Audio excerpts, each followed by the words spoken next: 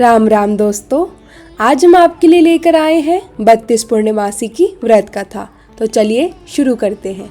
यह व्रत प्रत्येक सुहागिन स्त्री को अपने जीवन काल में अवश्य करना चाहिए। इससे अटल सुहाग मिलता है, दीर्घायु पुत्र की प्राप्ति होती है, पति का प्रेम और सुख बढ़ता है। मृत्यु के बाद व्रती को स्वर्ग लोक प्राप्त होता है।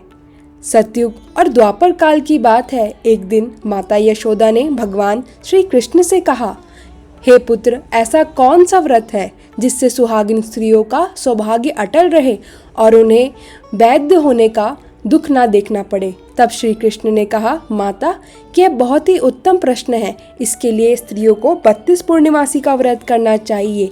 यह व्रत सौभाग्य देने वाला, दीर्घायु पुत्र और धन्य धान्य देने वाला है। चंद्रहास नामक एक नगरी में धनेश्वर नाम का ब्राह्मण अपनी पत्नी के साथ रहता था। दोनों धार्मिक और दानी थे, परंतु संतान सुख से वंचित थे। एक दिन नगर में एक साधु आए। उन्होंने ब्राह्मण के घर से भिक्षा लेने से मना कर दिया और कहा, जिस घर में संतान ना हो वहाँ का अन्न खाने से पाप लगता है। ब्राह्मण ने साधु से उपाय पूछा। तब साधु ने कहा, तुम माता चंडी की आराधना करो, वही तुम्हें संतान का वरदान देंगी। ब्राह्मण ने पीपल के नीचे तपस्या की।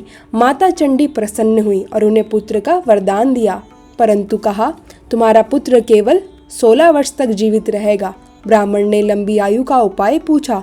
तब माता चंडी ने बताया, यदि तुम दोनों 32 पूर्णिमा व्रत करोगे तो तुम्हारा पुत्र दीर्घायु होगा। माता चंडी के आशीर्वाद से ब्राह्मण पत्नी को पुत्र हुआ, जिसका नाम उन्होंने धर्मदत्त रखा गया। जैसे जैसे वह बड़ा हुआ, माता पिता उसकी आयु को लेकर चिंतित रहने लगे। 16वें वर्ष में जब उसकी मृत्यु का समय आया तो सर्प और काल उसे लेने आए, परंतु ब्राह्मण दंपति 32 पूर्णिमा व्रत कर रहे हैं।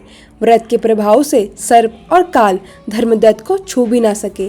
भगवान शंकर और माता पार्वती ने यह दृश्य देखा। माता पार्वती ने भगवान शंकर से प्रार्थना की, हे महादेव, इस बालक के प्राण बचाइए। इसके साथ इसके माता पिता और पत्नी का जीवन भी जुड़ा हुआ है। महादेव ने धर्मदत्त को जीवन दान दे दिया।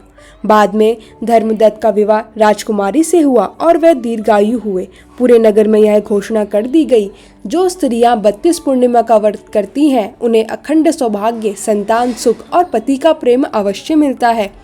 श्री कृष्ण ने माता यशोदा से कहा, माता, इस व्रत को करने से स्त्रियों को कभी वैद्य का दुख नहीं सहना पड़ता। उन्हें पति, पुत्र और वैभव का सुख प्राप्त होता है। यही है 32 पूर्णिमासी की व्रत कथा। श्री राधे राधे श्याम।